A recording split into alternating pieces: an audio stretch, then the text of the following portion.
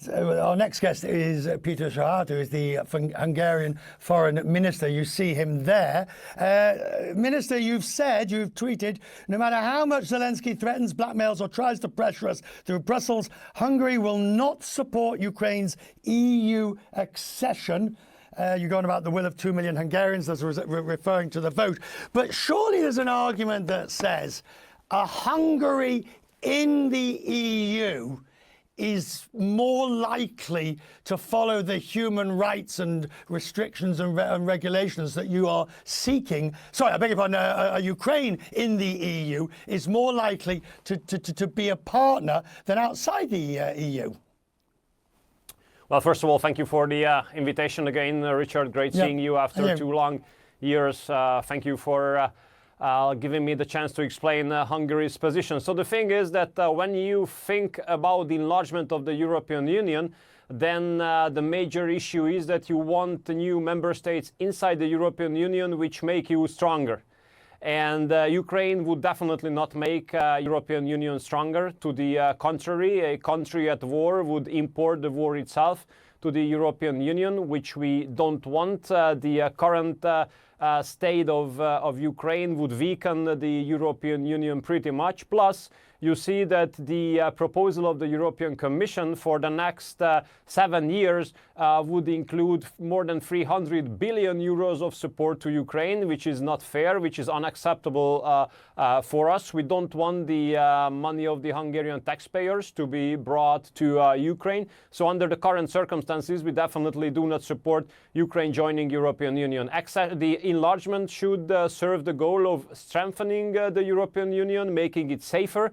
But the accession of Ukraine would weaken the European Union and would import war into the European Union. Look, I guess the critics, your opposition people would say, just for once, Minister, can't Hungary take a position that is, quote, pro-Ukraine, a country that is battling unprovoked aggression from Russia? Every aspect, it doesn't matter which way you and I just debate this tonight, every aspect of it will be you basically saying you're not in favor of Ukraine. Well, Hungary has been carrying out the largest humanitarian operation of the history of the country currently. We are the #1 electricity provider of Ukraine currently. So what does it mean being in favor of Ukraine or pro-Ukraine? If we had not delivered electricity to Ukraine, they would not operate. If we had not helped their refugees, it would be with a good reason you say that we are not in favor of Ukraine. But we are helping Ukraine in a many way. But we are not ready to ruin Hungary. Hungarian people have been paying the price of this war for too long time now, although we don't have any kind of responsibility. This is not our war at all. Plus, there's another thing, Richard, which I have to speak about, is the destiny of the Hungarian community in Ukraine. You cannot believe the way how the rights of the Hungarians in Ukraine are being violated for the last 10 years. Their access to mother tongue in education, in schools, in culture, in public administration has been violated very, very badly. Such a country cannot simply join the European Union. I don't want to go down. I mean, I hear what you say, and Ukraine rejects those accusations. So we can leave that one just to the side for the moment. I want to talk about trade, if I may, because that's live, it's active, and it looks as though the EU might do it, which has competency. 15% tariff. It's not as good as you had before. It's better than 20 or 30%.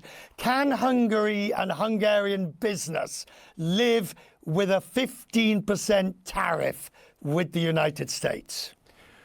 Well, we are a kind of nation which has experienced so many difficulties throughout its history that I'm pretty sure we will be able to adjust ourselves to this situation as well. But it's not going to be easy, Richard, I have to tell you. US is the #2 trading partner of ours outside of the European Union, having the 3rd largest group of investors in Hungary. So for us, the interest would be to have as low tariffs as it is just possible. And Richard, what I can tell you is that it would have been much better if the European Commission had not committed a very serious mistake. Because what happened when President Trump entered into office, we have asked the European Commission to immediately decrease the tariffs applied applied by European Union against the United States automotive exports. Why?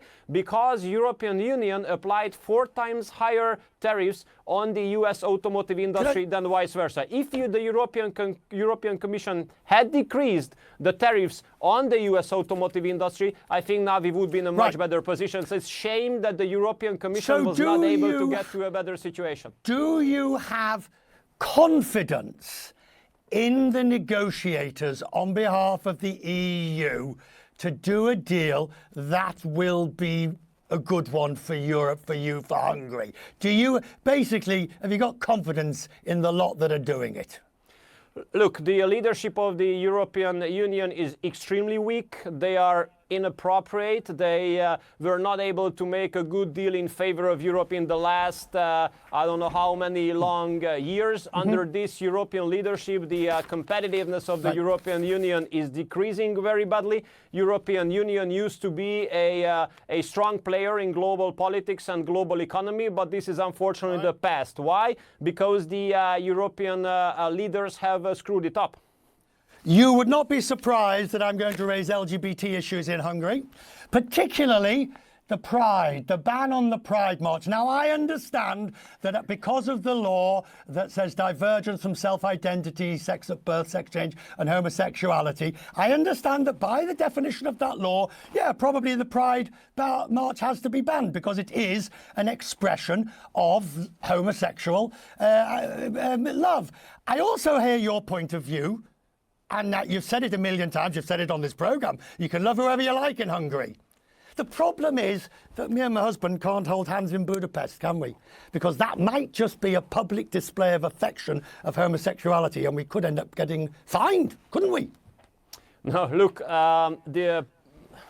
the Pride and what happened around it have proved very, very clearly that love is absolutely free in Hungary. You love whomever you want to. You live together with whomever you love to. But we ask for one thing, Richard. We ask for one thing.